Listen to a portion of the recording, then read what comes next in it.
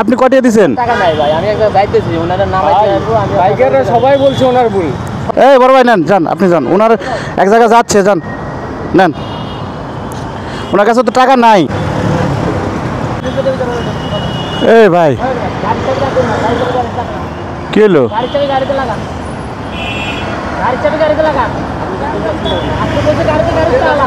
কি কি সমস্যা হয়েছে? এই সোজাসুজি আসতেছি, উনি আমার টাইনে ছিল, ওনার টাইনে ছিল একটা প্রাইভেট, আমি সোজাই আসতেছি, আমি আমার সোজাতে আসছি, প্রাইভেটটা আঘাতে উনি হালকা সামনে যাচ্ছে, আমার লুকিং গ্লাসটা আমার লাগে দুজনে ঘুরে গেছে, ওনার একটা লুকিং গ্লাসটা ভাঙছে। এখন কি আপনি জরিমানা কোনটা চাচ্ছেন? লুকিং গ্লাস আমি দেখি এক জায়গা লুকিং গ্লাসের দাম ভাই, এই বড় ভাই আপনি কি শুধু লুকিং গ্লাস চাচ্ছেন?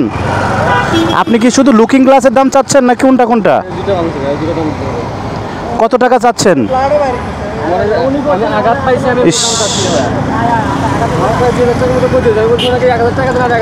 আমি বলি লুকিং গ্লাসের দাম তো 1000-2000 টাকা না।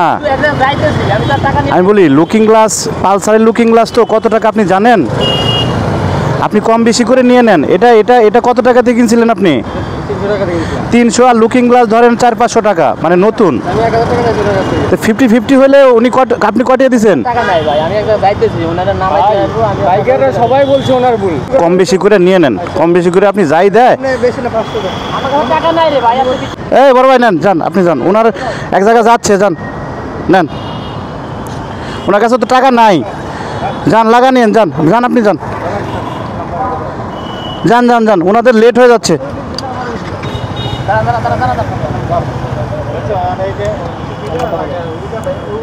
আমার নাম্বার না, নাম্বার লাগবে না, 0173-2071 ওকে।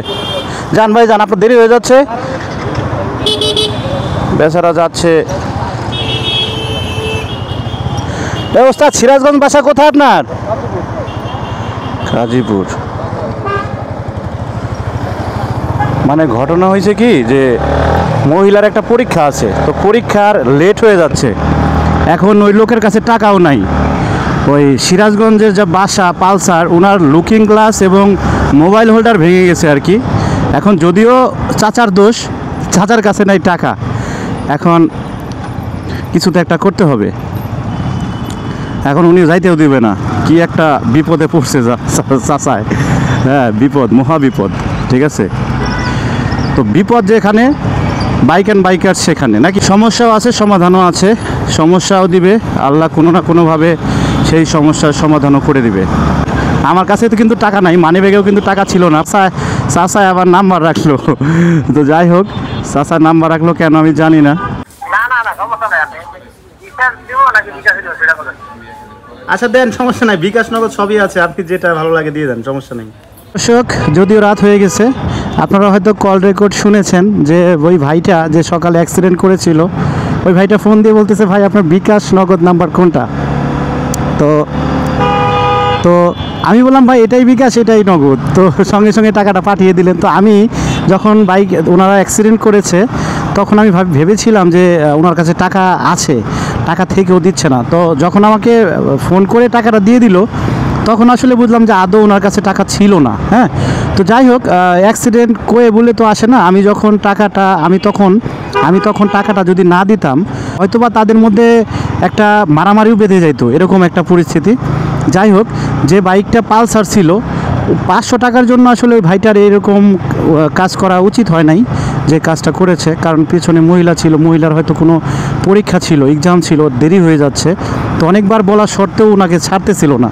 তো এই জন্যই আর কি আমি একটু হেল্প করলাম। আর বাইকার হয়ে বাইকারের পাশে থাকবে, শুধু বাইকার না, মানুষের পাশে থাকবে, এটাই স্বাভাবিক, এটাই হলো বড় বিষয়। হ্যাঁ, আমি যদি একজনের পাশে দাঁড়াতে নাই পারি তাহলে আমি কিসের মানুষ হইলাম, ঠিক না? এটাই হলো কথা। তো যাই হোক, তো সবাই ভালো থাকবেন, সবাই সবার পাশে থাকার চেষ্টা করি, এটাই হলো কথা। তো সবাই ভালো থাকবেন। বাইক অ্যান্ড বাইকার্সের ভিডিওগুলো যদি আপনাদের ভালো লাগে অবশ্যই শেয়ার করে দিবেন। তো আল্লাহ হাফেজ, আসসালামু আলাইকুম।